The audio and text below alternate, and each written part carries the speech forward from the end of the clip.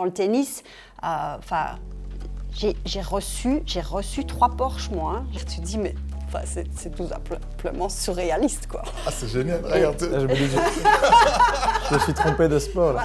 Voilà. Tu vois? Derrière un athlète se cache parfois un entrepreneur, un investisseur, ou voire même un politique. Nos guests sont des champions. Et pas n'importe quel champion.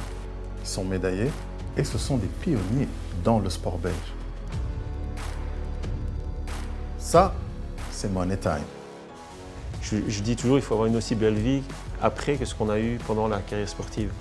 Je me dois d'investir l'argent qui servira plus tard, que ce soit à ma famille, à mes enfants, etc. Je pense que maintenant, au jour d'aujourd'hui, on n'est pas à plaindre parce que notre statut a quand même s'est bien amélioré. Mais j'ai pas eu de moment comme ça où je me suis dit waouh, je vais tout plaquer, bling bling. J'ai pas encore été chez Cartier ou chez. Le monde du tennis, tu peux perdre très rapidement parce que c'est super superficiel.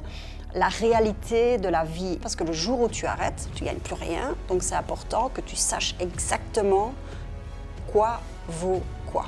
Mais du coup, qu'est-ce qui est le plus compliqué? C'était d'être footballeur professionnel ou cette vie après? Le football te met dans un confort, alors que lorsqu'on est en dehors de cette carrière-là, on ne sait pas de quoi le lendemain sera fait. Donc juste de ce côté imprévisibilité, l'après-carrière est plus difficile à appréhender.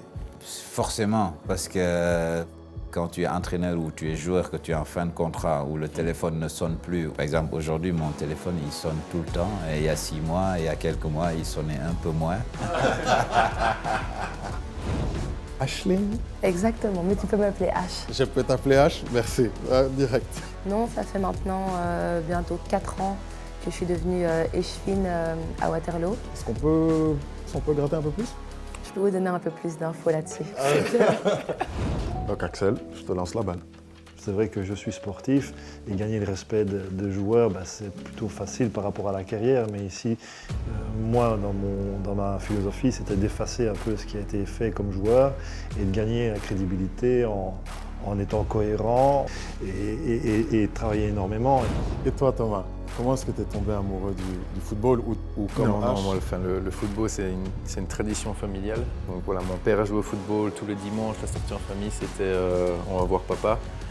Même si parfois c'était pas très convaincant. Est-ce qu'un sportif est un entrepreneur malgré lui? Quand tu es sportif, il faut oser aussi, il faut croire en soi. Je pense que quand tu es entrepreneur, c'est ça aussi. Je le confirme, tout simplement. Et le fait de vouloir gravir les échelons ou pas, il n'y a que toi qui as ça en main. J'utilise souvent cette phrase de dire le sport de haut niveau, c'est entreprendre et entreprendre, c'est du sport de haut niveau. Exactement. Bon, merci d'être venu. Merci. Voilà.